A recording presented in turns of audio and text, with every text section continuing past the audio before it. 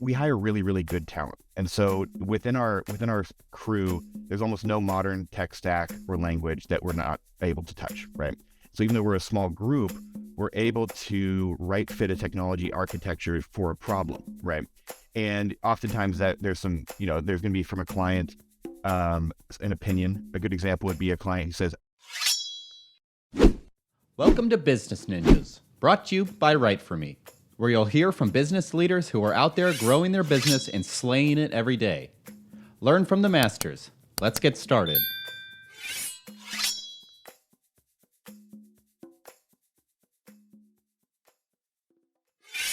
Hey everybody, welcome back for another episode of Business Ninjas. I'm here today with Joshua Redshaw. He's the co-founder and principal at Matter Supply, and then Michael Ecker. He's the director of business development. Michael and Joshua, welcome to the show. Thanks so much for having us. Yeah. excited to be here. I'm I got a bunch of people named Josh I work with, so it's easier to keep track. Red. Well, welcome to the show. So, Red, tell me a little bit about yourself. You said it. I'm a principal and co-founder here at Matter Supply.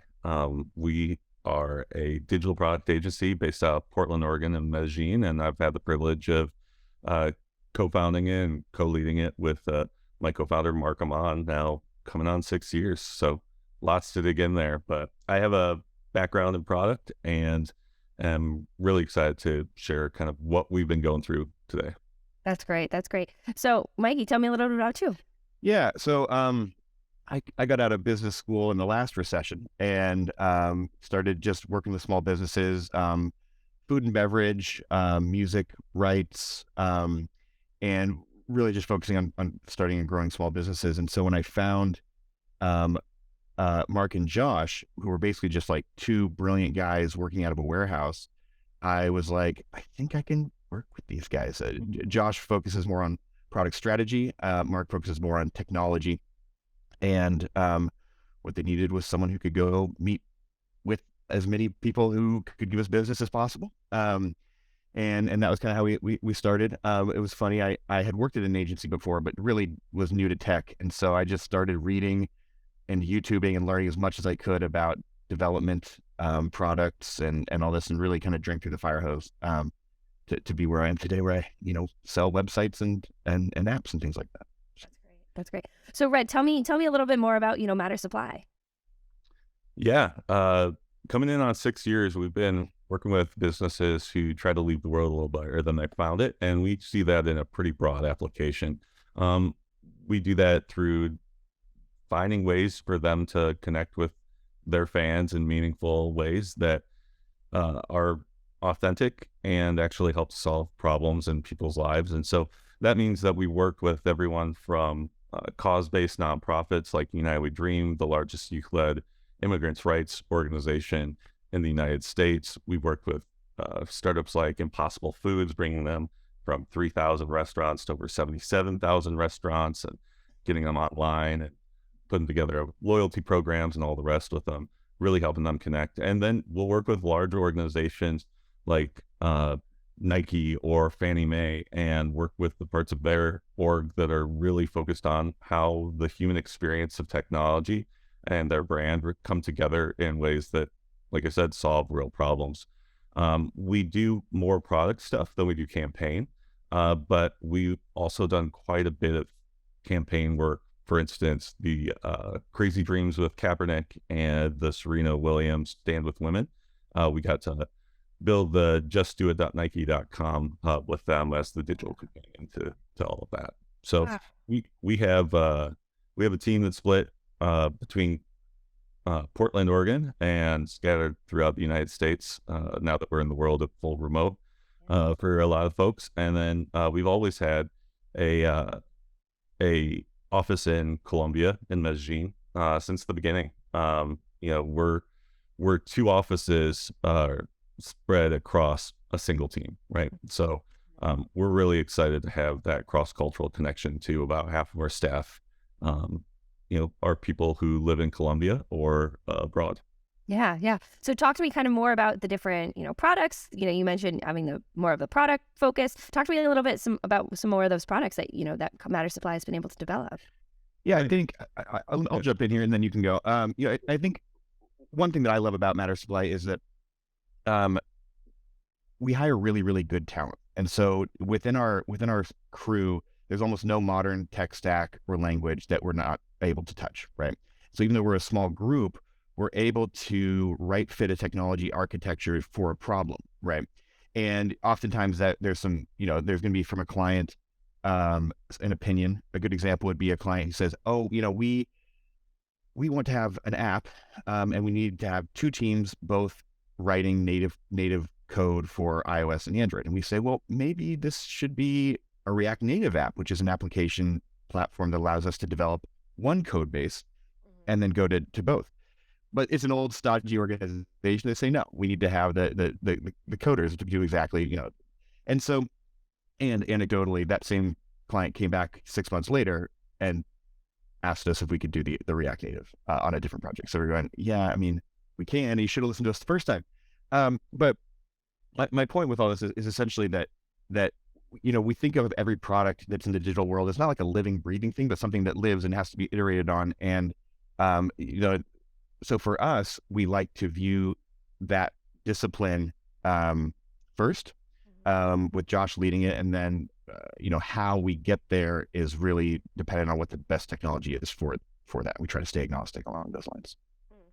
Do you think it's that adaptability and those open lines of communication that is what really differentiates Matter Supply from its competition? Red or Mikey?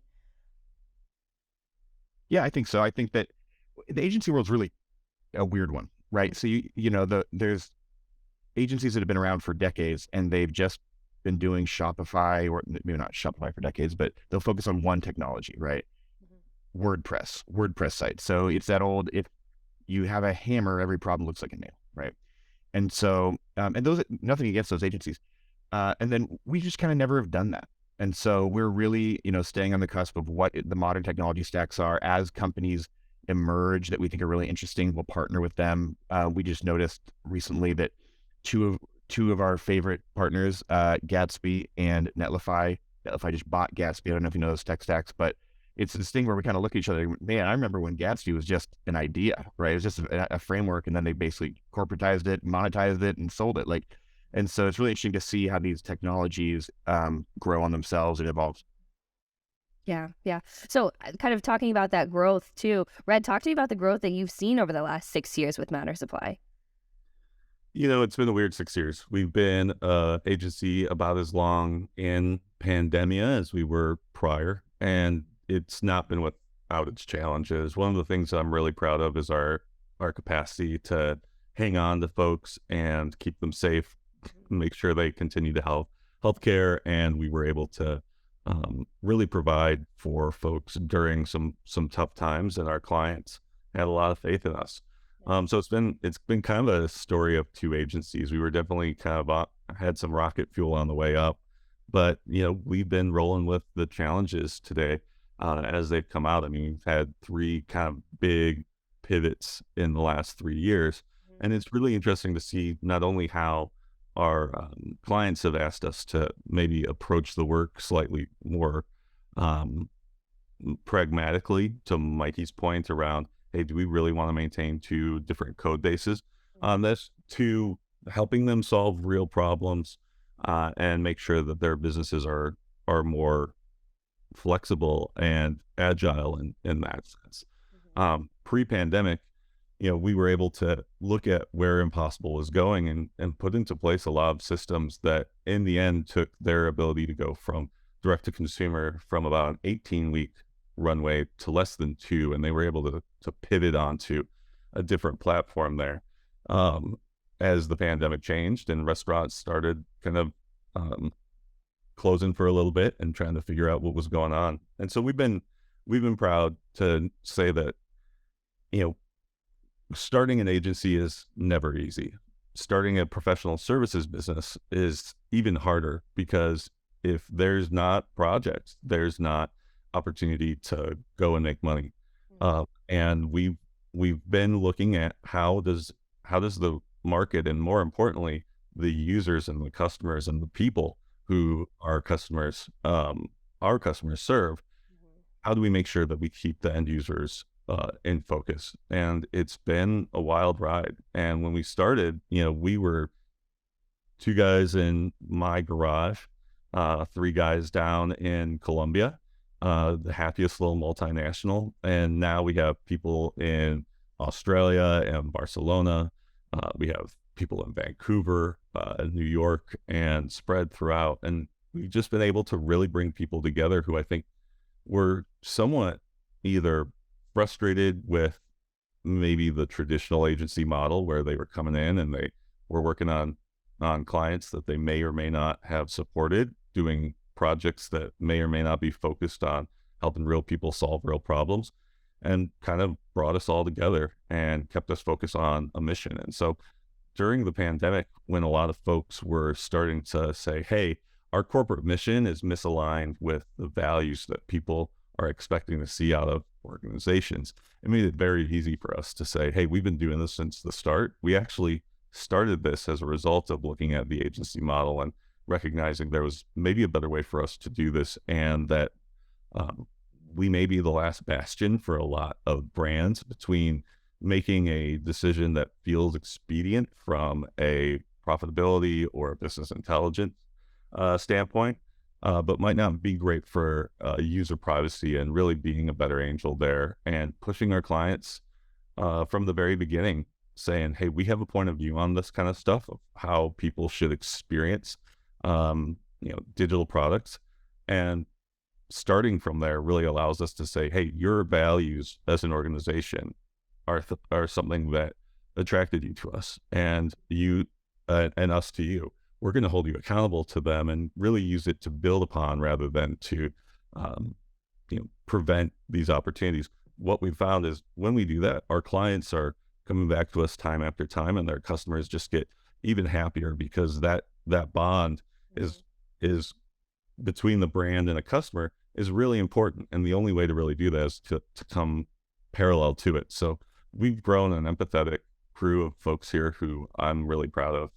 And our clients have taken up the banner with us. Yeah. So you talked a little bit about the importance of the relationship between, the brand and the client. Talk to me a little bit about, the challenges that your clients face before they start working with Matter Supply. Do you think it's that lack of a relationship?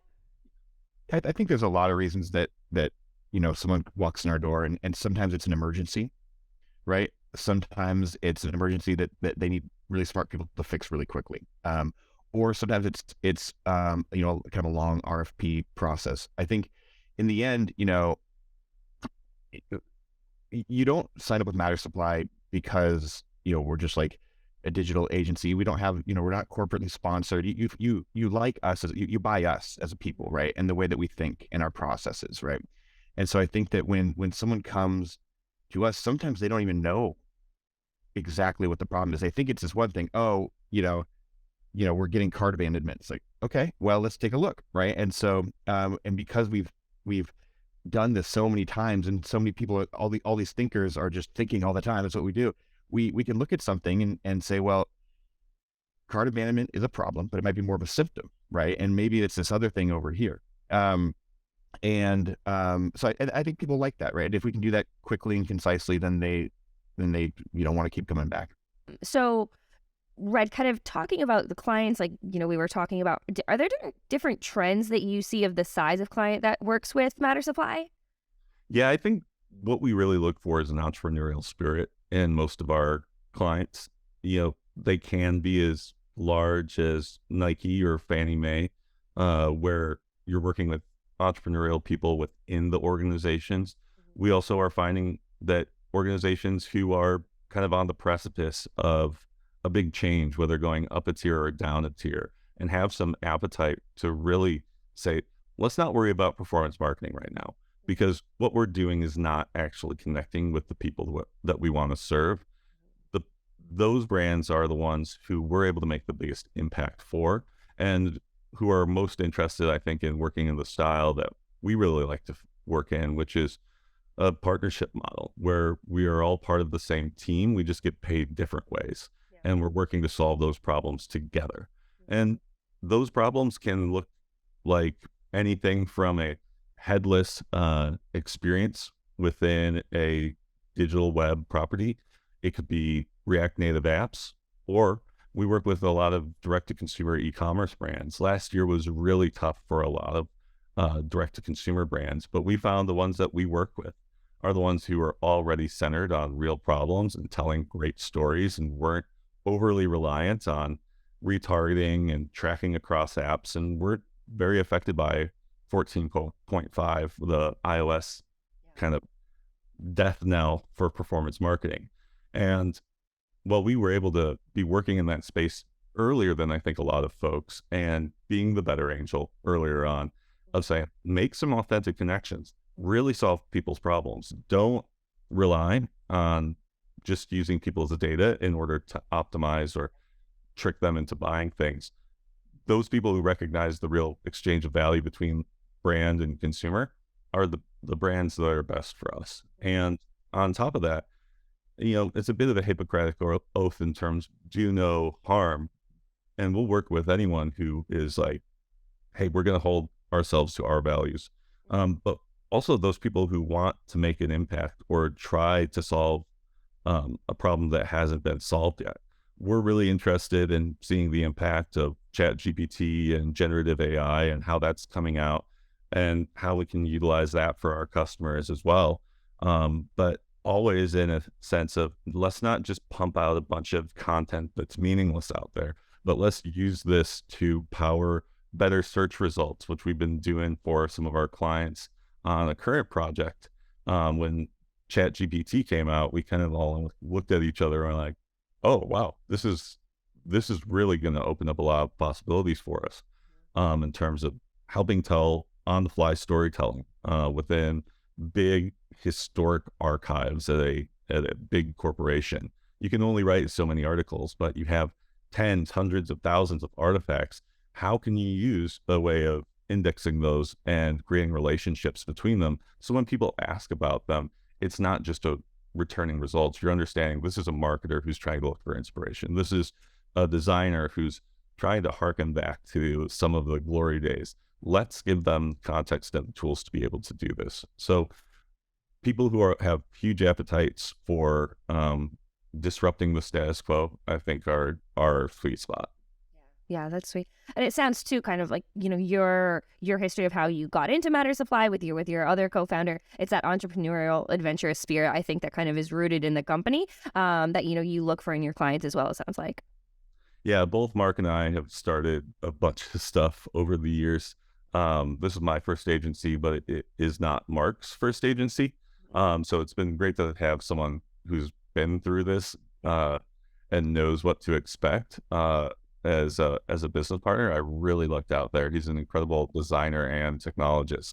But entrepreneurial spirit is definitely something that we ask of everyone in the organization. There aren't thinkers, there aren't doers. There's times to think and there's times to do. We all pick up shovels and we all put them down and take a look together at how we can do things better now or even next time.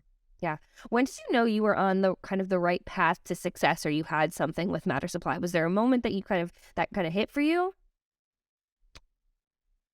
Oh man, what an interesting question. I think as a business owner, you're never quite sure if you're on the right track. It is day to day, week to week, month to month, and a lot of the signals you're getting back are lagging indicators of how you're doing. What I do think was a really big indicator for us is that when clients see the impact that we're making, they're eager to sign up for the next contract. They're looking for even deeper kind of integration and bringing us like new problems that they're seeing in the organization. On a on a client level, that's when I know that we're making it. In terms of when I know that Matter Supply had made it, it's when I was able to take a step back during one of our employee retreats and see how it was really being driven by our people and not by our leadership. We really want to empower folks. We want to be a place where people can kind of get forged in the crucible of agency work, but in a way that leaves them stronger on the other side, not just burnt out and and husks of humans that I think a lot of us who broke away from some of the bigger agencies were tired of seeing.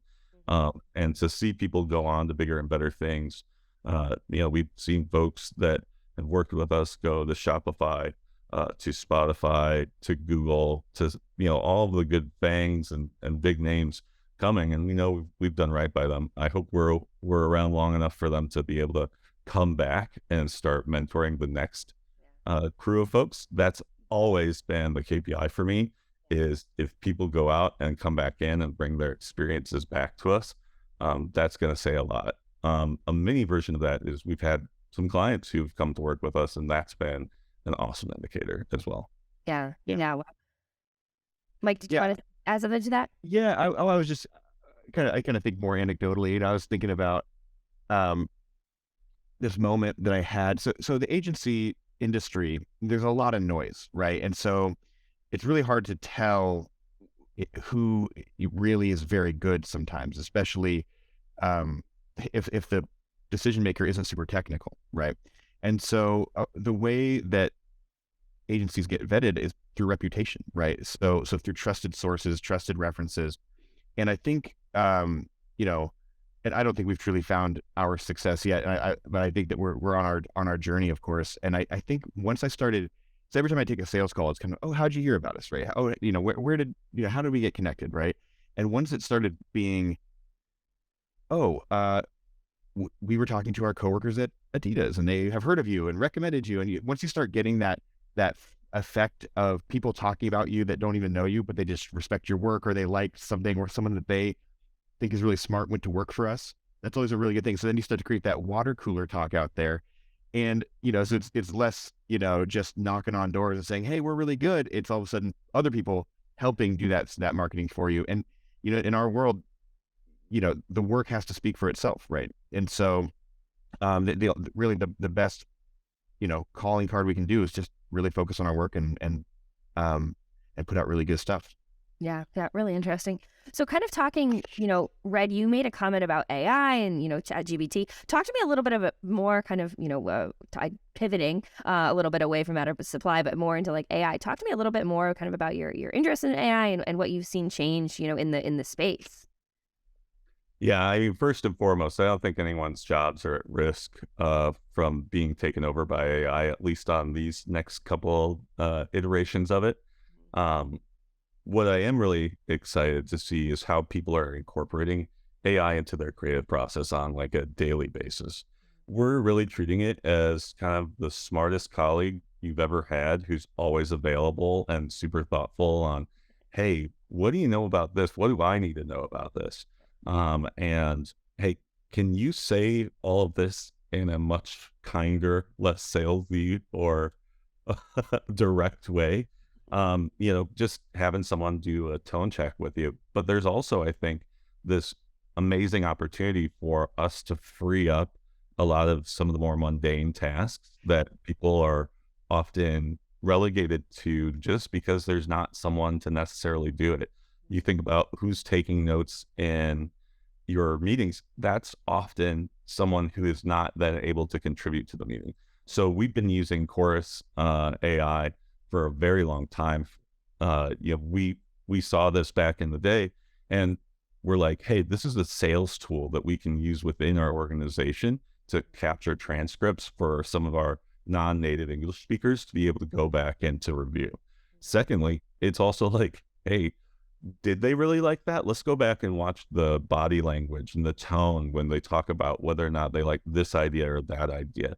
And it lets us take a beat and not necessarily let our egos drive the creative process, but really go back and investigate where we saw kind of the excitement and the spark coming together and to further facilitate that. In terms of where we think it can go, one of the examples I used before was, these huge heritage brand archives just are filled full of amazing material. Someone to go through and author all of that is going to mean that there's a point of view or that there's a thread of a story that's important there. That's not going to change. We want our brands to be able to tell those big stories. But say if you're trying to figure out what the thread is between the Nike Pegasus and the Air Max 1, and you want to see all of the shoes that Tinker was working on, where Pegasus was used as a reference point for that, that's something that, your archivists and your librarians aren't going to be able to really understand that you need until you ask for the first time. And having AI be able to go and gather that material and put it together in a meaningful way, they could create cues for our content creators within those organizations. It can be turned to be public facing for sports teams about, like, tell me, what other father sons other than the Griffeys have ever played in the MLB, maybe not at the same time. You can use natural language to ask imprecise questions and get real responses back. And so that's really exciting, I think. Yeah. And I think too, you had an interesting point about the integration of, AI into business, specifically matter supply too, which I think is really important to note as well. That, like you said, it's not going to take anyone's jobs, but it's an important tool to be able to use, and can make your life a lot easier if you know how to use the tools. Absolutely. I think the best thing people can do right now with ChatGPT is help it learn you what you need to learn about. That's probably one of the most time-consuming parts of our desktop research process. And we're like, hey, write me a table of contents of a college-level textbook on this topic. Hey, write me an outline for chapter 8. And then you have basically a bounty list that you're going through of information you need to go and get, rather than figuring out what information you need to get in the first place. And it makes it a lot of fun. So kind of pivoting back to matter supply, and we can even take this question to ChatGPT and AI as well, but are there a lot of misconceptions that you've kind of seen over the years with building matter supply up to what it is kind of in the digital space? Any misconceptions that you've heard, over and over again? Mike, I think, you've been at the front line talking to a lot of folks. I have a couple I'm thinking of, but yeah, I think I can answer this a bunch of ways. Yeah, I think that one is there's an attitude, and especially from kind of Web 1.0 world, around how hard could it be? Just make the thing do the thing. And you're like, well, that's a totally different thing than actually building a product or doing something in a way that's scalable and isn't going to mess you up later down the line, right? And so I think one conception is really just battling the old concepts of what a website or a web property even is. And just the idea that you don't just launch and then hopefully it works and you don't touch it for 10 years anymore. That those days are done. I mean, every web property needs to have a strategy and a roadmap and an idea of how and why it lives and exists. And the good thing I think is just with the agency world in general, we work really, really hard to have a real company culture, even though we're spread all around and all this different stuff. It's hard, right? And it takes effort and money and so when you were competing against agencies who are kind of more just freelance networks of contractors, it's, we kind of have to say, well, we have this culture. And the truth is the work is so much better because the people know each other. They've been working together for years. They like each other. They care. They know how to communicate. And so I think that in our world, just really being a company that cares about its employees is actually kind of rare. And so I always just really try to let our clients know that that's, part of who we are. I think some of the factors at play there are definitely the rise of the 2.0 technologies as well, of platforms and being able to launch a pretty decent site very quickly, but realizing, the difference between kind of making paper airplanes and, getting on Microsoft Flight Simulator and getting behind the controls of a 747, those are all totally different kind of processes, even though from like a technical standpoint, all of them deal with aerodynamics, simulated or otherwise, right? We try to help our clients understand where they can make those quick investments to get signals using tools that they may use, like the Squarespaces, the Shopifys, landing page makers. We love those. We think those are really great ways to gather information. They are not the experience, though, that you need to be building. And especially nowadays, as companies need to do a better job of creating real connection, because you can't use performance marketing the ways that you used to. That process is invaluable, but seeing those as tools as a part of a process rather than a substitute to actual digital properties where you can have a single view of the customer, where you can understand that what motivates them and what they're interested in to have more contextual conversations. That's going to require a bigger lift than, the Shopify theme can provide. And we'll let you know when it's time to pivot to something more custom, but we're going to do it together, and we're going to be agnostic as to what we suggest. Yeah. So one thing that I've kind of heard throughout this whole episode, I think, is the big emphasis on relationships. I think that's one thing that, I've heard both Mikey and both Red kind of you reiterate the importance of relationships, how you obviously use tools, you use AI and data to leverage the work, but it's truly about the experience, it's about putting the person first and really understanding, why, the motivations, like you said, Red, and being able to, to make that experience as good as possible.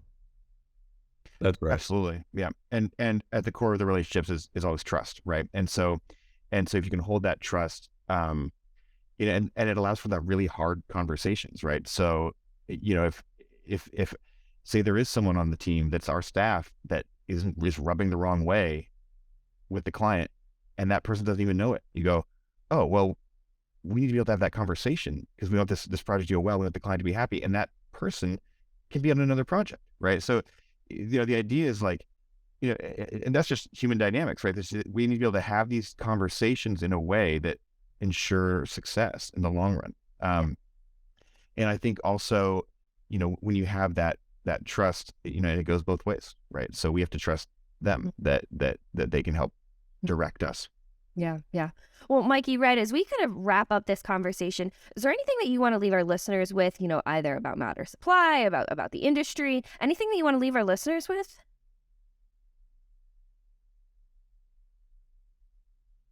A really big question. It's a big responsibility out there. I think if you're going to take on work in digital, you have an opportunity to impact real parts of your client's business and help be a fulcrum for their success. But at the same time, it cannot be at the expense of the people doing the work or the people who are benefiting from the work.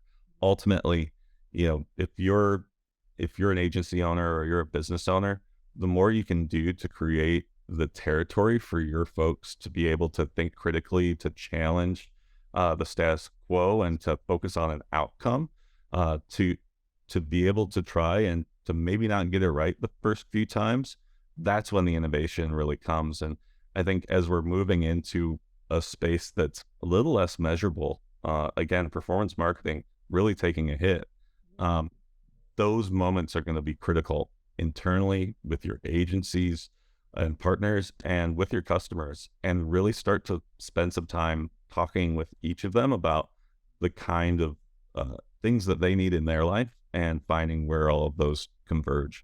Yeah. Interesting. Great point. So, if somebody wanted to learn more about Matter Supply, where would they go to learn more? Mattersupply.co.